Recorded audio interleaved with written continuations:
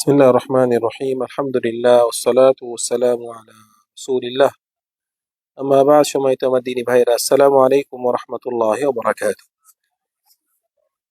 আমাদের রিয়াদুস সালিহিনের আজকে 58 নম্বর পর্ব নিয়ে আমরা আলোচনা করব। এখানে আমাদের নতুন একটি অধ্যায়, এই অধ্যায়ের নাম হলো মুজাহাদা। কি নাম? মুজাহাদা মানে দ্বীনের জন্য সংগ্রাম করার গুরুত্ব। কিসের জন্য সংগ্রাম করবেন? দ্বীনের জন্য। তো এই সংগ্রামটা অন্য কারোর সাথে না, কার সাথে সংগ্রাম? নিজের নাফসের সাথে সংগ্রাম করবেন আপনি। কার সাথে সংগ্রাম? নিজের নাফসের সাথে সংগ্রাম। তো নিজের নাফসের সাথে সংগ্রাম এটি একদিকে আল্লাহ সুবহানাহু ওয়া তাআলা যে সমস্ত বিষয় আমাদেরকে আদেশ করেছেন ওগুলো আদায় করা, এটা কি সংগ্রাম? নিজের নাফসের উপরে সংগ্রাম করতেছেন আপনি। আরেকটি হলো যে আল্লাহ সুবহানাহু ওয়া তাআলা যে সমস্ত জিনিস আমাদেরকে বর্জন করতে বলেছে ওগুলো বর্জন করা, ওইটা কি একরকম সংগ্রাম। কথা কি ক্লিয়ার? এখন একজন ব্যক্তি সে রমাদান মাসে সে খাইতে ইচ্ছা করতেছে, খিদা, তাও খাচ্ছে না, আল্লাহকে ভয় করে খাচ্ছে না, তা জিহাদ করতেছে, মুজাহাদ।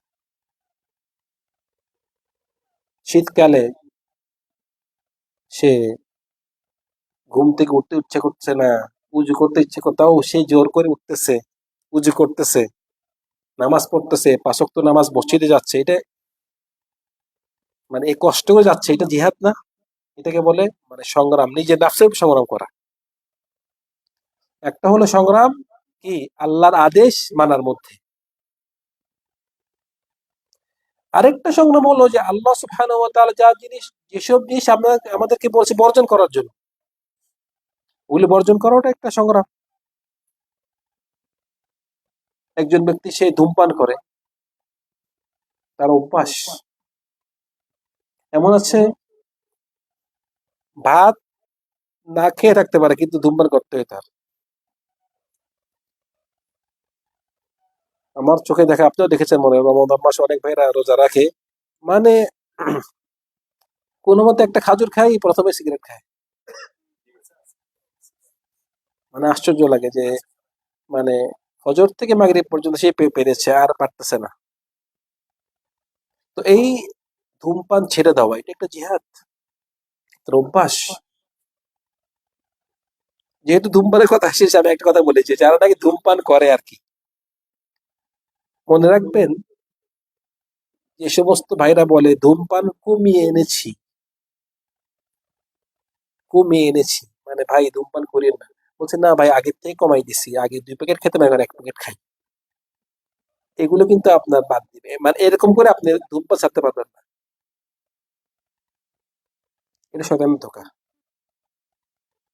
কেন ধোঁকা? কারণ শয়তান আপনাকে ভালো কাজ করতে আপনাকে নিষেধ করবে না, ডাইরেক্ট নিষেধ করবে না।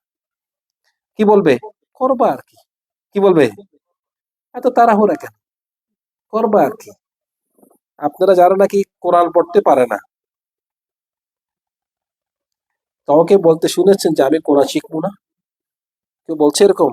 মানে কোরআন পড়তে পারে না, ভাই কোরআন পড়তে পারেন না কেন? বলছে তোর আমি কোরআন শিখবো না। কেউ বলে এরকম? কেউ বলে না। কি বলে? শিখবো, হ্যাঁ শিখবো, চেষ্টা। চেষ্টা কি করছেন আপনি? শিখবো, এইটাই শয়তানের ধোঁকা। শয়তান বুঝে আপনাকে, যদি আপনি বলে শিখবো না, এটা আপনি দ্বারা বলা প্রয়োজন নাই। আপনার শয়তানের উদ্দেশ্য হলো আপনি যেন কাজটা না করেন, বাস। আপনি শুধু আশা দিবে, হ্যাঁ করবা আর কি, করবা আর কি। আপনার এখন প্রবাসী আসছেন না, বলবে যে এখন প্রবাসী এসেছো, কাজের সময়, এখন কি কোরআন পড়ার সময় আছে? দেশে গেলে কি করবা? তখন অবসরে থাকবা, তখন কোরআন পড়বা। ও দেশে গেলে দেখবেন যে এখন যে অবসর আছেন, যে ব্যস্ততা, দেশে গেলে আরো ডবল ব্যস্ততা। এরকম করতে করতে আপনাকে দেখবেন যে 60 বছর হয়ে গেছে, 70 বছর হয়ে গেছে, এখনো হ্যাঁ পড়বো, আশা আছে। চলবে, আশা আছে মানে শয়তান যে আপনাকে এরকম আশা দিয়ে দিয়ে দিয়ে দিয়ে দিয়ে দিয়ে আপনাকে বাস মৃত্যুটা হয়ে যাক আপনার পাশ শেষ। এটা হলো আবাদতের ক্ষেত্রে। আর পাপের ক্ষেত্রে ধূমপান যারা করে তাদেরকে বলবে না যে ধূমপান ছাড়িও না, মানে বলবে না যে ধূমপান ছেড়ে দাও, এবং বলবে যে ছাড়বা আর কি, তারাও নাকি এ কমিয়ে আনছি, কমিয়ে আনছি। বয়স কত? 70, এখনো তার প্ল্যান আছে, হ্যাঁ ছাড়মু, হ্যাঁ ছাড়মু, ছাড়মু। এটা ধোকা। ছাড়তে চান, এখনই ছাড়েন, এখন। কারণ আপনি প্ল্যান আছে আপনার ছাড়বেন, এই ধরনের হবে না। এই ধরনের করে আমার দেখা মতে কেউ ছাড়তে পারেনি। সেজন্য ভাইরা মনে রাখবেন, যদি আমার মৃত্যু চলে আসে আজকেই, আমি কি করব? আমি ধূমপান করে করে আল্লাহর কাছে মুখ দেখাবো? যে যেই কাজ করে ওই কাজ অবস্থায় তার মৃত্যু হয়। আপনি যদি ধূমপান করা অবস্থায় আপনার মৃত্যু আসে, যাদের ক্লিন শেপ, দাড়ি রাখবো, দাড়ি রাখবো, দাড়ি রাখবো, না সাথে এখন রাখি দেন। আপনি মৃত্যু আসলে আপনি কিভাবে আল্লাহর কাছে যাবেন যে আপনার দাড়ি নেই, মুখে ক্লিন শেপ? আল্লাহ আপনাকে, রাসূলের সুন্নাত আমাদের আদেশ দিয়েছে, আপনি ক্লিন শেপ অবস্থা আল্লাহর কাছে যাচ্ছেন। তো বলতেছিলাম ভাইরা, এই মুজাহাদা সংগ্রাম করা একটি হলো কি হুকুম মানার জন্য, আরেকটা হলো কি নিষিদ্ধ কাজ বর্জন করার জন্য। দুটোটা কি সংগ্রাম, জিহাদ। এই সংগ্রামটা কার সাথে? নিজের নফসের সাথে সংগ্রাম। আমরা যদি নিজের নফসের সাথে সংগ্রাম করে না জিততে পারি, তাহলে শত্রুর সাথে কিভাবে সংগ্রাম করব? মানে আপনি সংগ্রাম নিজের নফসের সাথে আপনি পারতেছেন না, জমাতে নামাজ পড়তে পারতেছেন না, ধূমপান ছাড়তে পারতেছেন না, বিভিন্ন পাপে লিপ্ত আছেন। তো এইটা যদি না পারেন, আপনি কিভাবে কিভাবে কি শত্রুর সাথে আপনি অস্ত্র দিয়ে সংগ্রাম করবেন? সম্ভব? সম্ভব না। আপনি মেন হলো নিজের নফসের সাথে কি আমরা সংগ্রাম করব। এখানে আমাদের ইমাম নববী কয়েকটি আয়াত এনেছেন এবং কয়েকটি হাদিস এনেছেন। তা আমরা প্রথমেই কোরআন থেকে যে সমস্ত আয়াত এনেছে ওগুলি কয়েকটি আয়াত আমরা তেলাওয়াত করব। এখানে একটি আয়াত যে সূরাতুল আনকাবুতে আল্লাহ সুবহানাহু ওয়া তাআলা বলেন যে ওয়াল্লাযীনা জাহাদু ফীনা লানাহদিয়ান্নাহুম সুবুলানা, যে নাকি আমার উদ্দেশ্যে সংগ্রাম করে। কার উদ্দেশ্যে?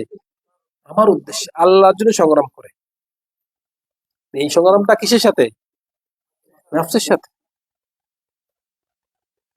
সেজন্য আপনার চেষ্টা থাকতে হবে। আর কি থাকতে হবে? চেষ্টা থাকতে হবে। বলছি যে নাকি আমার উদ্দেশ্যে সংগ্রাম করে, লানাহদিয়ান্নাহুম সুবুলানা, আমি তাকে আমার হেদায়েতের রাস্তা কি দেখিয়ে দিই। তো মেন হলো আপনার প্ল্যান থাকতে হবে। এখন আমরা অনেক ভাইরা বলে যে ভাই, সে এক দোয়া করেন আল্লাহ যেন আমাকে হেদায়েত দেয়। আমি দোয়া করব, কিন্তু আপনার চেষ্টা থাকতে হবে তো। যেমন একজন ব্যক্তি, সে পরীক্ষায় যাচ্ছে, পিতা মাতাকে বলে আব্বু আমি যে দোয়া করো আমি যেন ফার্স্ট হয়, কিন্তু বই খুলেও নাই, লেখাপড়া করেই নেই। তো আপনি লেখাপড়া করেননি, আপনি কি চাচ্ছেন? ফার্স্ট চাচ্ছেন না? লেখাপড়া করেন, দোয়াও চান। সেজন্য এখানে বলতেছে যে নাকি আমার জন্য আমার উদ্দেশ্যে সংগ্রাম করে, আমি তাকে কি করি? হেদায়েতের রাস্তা দেখি। তারপর আরেকখানে আরেকটি আয়াত, যে আয়াতটি সূরাতুল হিজরে বলা হচ্ছে যে ওয়া'বুদ রাব্বাকা হাত্তা ইয়াতিয়াকাল ইয়াকিন, তুমি আল্লাহর ইবাদত করবে, করতে থাকো যতক্ষণ পর্যন্ত তোমার কি আসবে না? মৃত্যু আসবে না। কি আসবে না? তো মৃত্যু আসা পর্যন্ত আপনি কি করতে হবে? আল্লাহর ইবাদত করতে হবে। নিজের নফসের সাথে কি করতে হবে? যুদ্ধ করতে হবে।